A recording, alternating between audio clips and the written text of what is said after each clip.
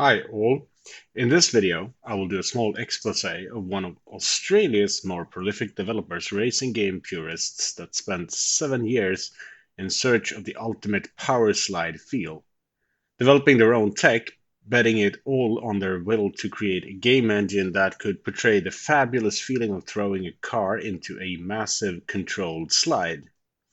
Over the years, they would work relentlessly on tweaking this concept, and in the process would come to create some of the finest and first simulations of dirt track racing. A true story of an underground dev team chasing their dream, believing in their concept, and eventually landing a deal. Starting with some background, the story of Ratbag begins in Australia in 1993. In the Australian city of Adelaide, friends Richard Harrison and Greg Siegle formed an outfit that they called Emergent Games. This later became Ratbag. The two founders worked on a very tight budget out of their own homes with no office space. Around them, they built a team of young, enthusiastic people, and not a large team by any means, but one that would come to grow to 15 to 20 people at its peak, none of whom had ever shipped a game before joining. And they scraped together enough money to buy an SGI workstation at about 30,000 Australian dollars, or in today's rate, about 21,700 US dollars. Using this machine, they attempted to develop a game targeting the Nintendo 64, and it was known as Cambrian Explosion, featuring the player acting as a dinosaur, and it had a dynamic and for the time absolutely groundbreaking virtual ecosystem, now really showing the team's great technical potential. Back then, though, there was no way to realistically self-publish a game, not even on a PC, and even less so on a game console. There was no such thing as Kickstarter or Steam or any other way of people didn't have a good enough internet connection to even download a large full-scale game on their own. So you needed a publisher and you needed to convince them that your game would make a good addition to their catalog. However, publisher interest was weak, and the whole endeavor was ultimately in vain as no deal could be secured. So it was back to the drawing board for the Adelaide gang. Their ambitions, however, were grand, and they instead refocused and aimed at creating the next generation of racing games using what was then the extremely new 3D acceleration capabilities brought forth by new hardware that was starting to only just be talked about, like the 3DFX Voodoo add-on board. So after securing funding with the help of an Australian arcade company, they managed to get the new project funded. However, in 1996, they were heavily in debt and it looked very bleak.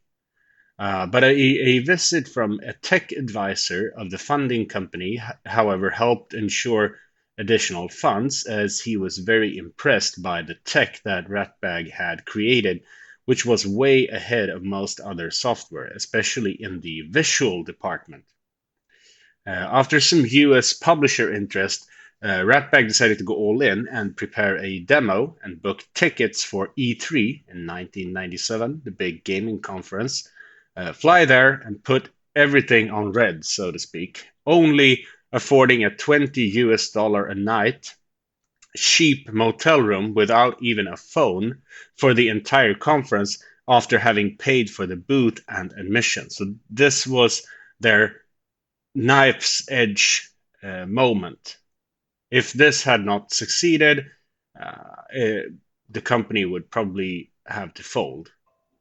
So many times during the initial phase of the company, it was close to going bankrupt, and at times things looked really bleak, but they toiled on, and it had taken 3 years to build a prototype of their first title.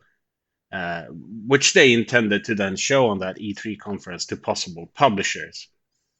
Early on, they decided that one of the coolest things you could do with a car was undoubtedly power sliding, throwing the car into massive slides on dirt surfaces. So it was decided that controlled power slides and weight transfer cornering would be the central theme in their new and upcoming arcade racer, and eventually the name Powerslide was chosen for the game itself, a rather self-explanatory name. And it was chosen just ahead of going into E3 preparations, fittingly describing what the game is all about.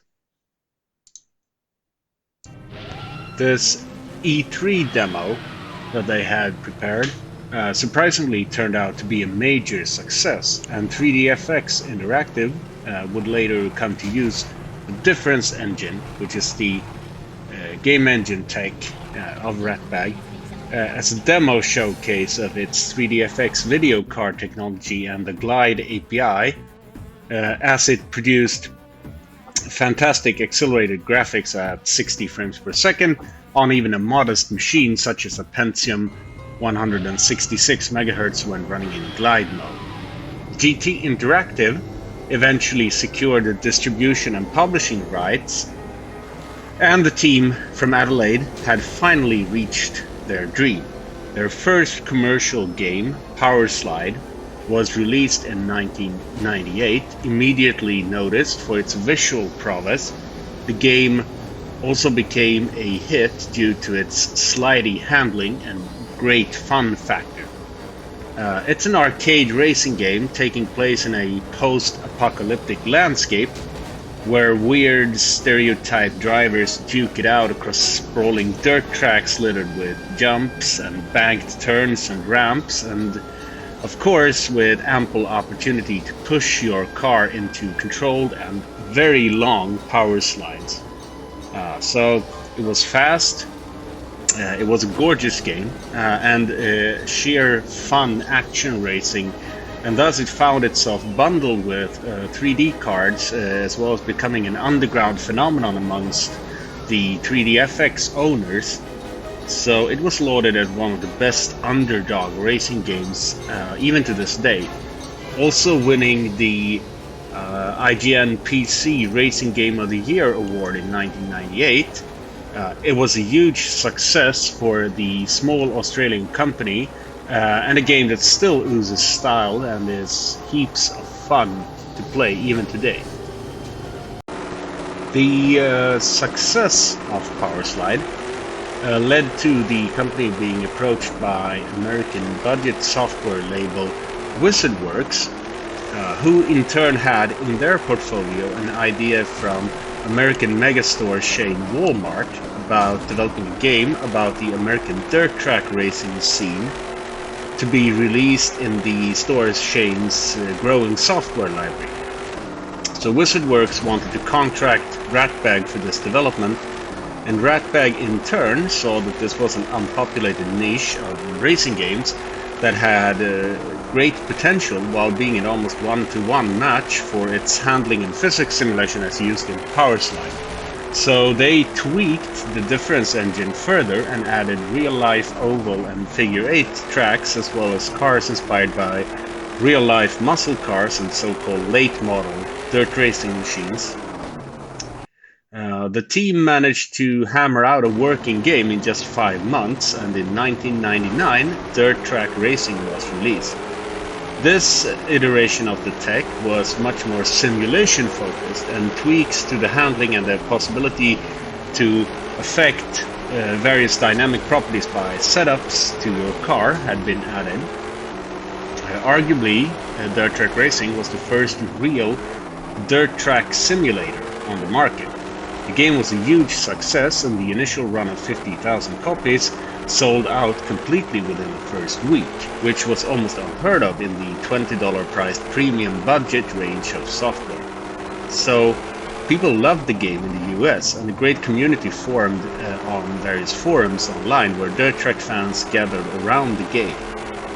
Critics, however, gave rather low scores to the game, but reading their reviews makes it clear that they mostly agree that the game itself is great and looks great, But what they are really complaining about is the sport of oval racing itself, calling it boring. That is, of course, highly subjective, but most reviews at the time panned the game for featuring oval races and not road racing tracks. Ratbag released dirt track racing sprint cars covering the sprint car racing type, which is the small winged cars that they race in the US on oval dirt tracks, in 2000, and also developed a version of the original dirt track racing called Dirt Track Racing Australia the same year, featuring the same basic features and vehicles, but having Australian tracks, and the latter was developed as a tribute to the home market. Now, after the Walmart sponsored deal and the success of the Dirt Track Racing series, Ratbag for the first time found itself having a good tech base and a decent budget available for a new title. After one of the team members attended a stadium truck off-road race event where racing trucks and buggies race on old baseball fields and stadiums converted into motocross-like tracks, it was decided that this was to be their next endeavor. The now veteran programming team, with lead Saxon Drews, set about converting the physics engine, and in 2001, Leadfoot Stadium Off-Road Racing was released, still being published by WizardWorks. The game features stadium truck and buggy racing across a wide set of locations and has a career mode that sees the player go from lower series into the big leagues. It supports an advanced handling model as well as a better damage model than in dirt track racing. So the game feels excellent, and the combination of the suspension and power sliding simulation makes for some awesome racing. It cannot be stated enough how fun this game is. While not being as full of a simulation as dirt track racing, it still keeps close to real-life physics for the cars, and it feels dynamic and fluid, at least for the time. Performance is also excellent even on really old machines. However, by 2001, the difference engine and its still heavy bias towards the 3dFX Glide API that was beginning its fall from grace with NVIDIA and ATI's increasing presence in the market and the rise of Direct 3D was beginning to look a bit outdated, having been the basis of Ratbag's core tech since Powerslide. This in a time when hardware evolved at a massive pace, outdating the previous year's most powerful video cards overnight, basically. So after Leadfoot, the Ratbag guys got actually their first console outing with the game called World of Outlaws Sprint Car Racing in 2002, which is the return to the sprint car format. This was created for primarily the PlayStation 2, using a new game engine by new development lead Dr. Mike Cooper, and it was now released on major publishing label Infogrames. So this was kind of a way to try to modernize their concept and go into like the new era, leaving the old engine behind. And this was also coupled with the actual sequel to Dirt Track Racing, simply called Dirt Track Racing 2, released in 2002 as well, with Chris Bevan taking the lead on this title. It was a PC-only sequel to Dirt Track Racing, also using a new engine to run it, an all-new technology, also released by Infogrames. This Dirt Track Racing 2 has new tracks and vehicle types and a modified and much more elaborate physics systems and new and much more extended setup capabilities. And this is actually, to this day, I still think this is the best dirt track racing game out there, which is uh, actually on par with some later releases in this smaller niche genre. But after Dirt Track Racing 2, things kind of faded away. It didn't sell very well, and eventually the Ratbag dream was over, and the studio eventually folded. But Dirt Track Racing 2 remains, I think, the pinnacle of their vision. So they started with Powerslide, and then this vision expanded to uh, lots of different forks, always surrounded, around the power sliding and dirt track racing mechanics that they always stuck to, and they actually took this vision as far as they possibly could, with Dirt Track Racing 2, as I mentioned, arguably being the finest representation of this kind of racing game style.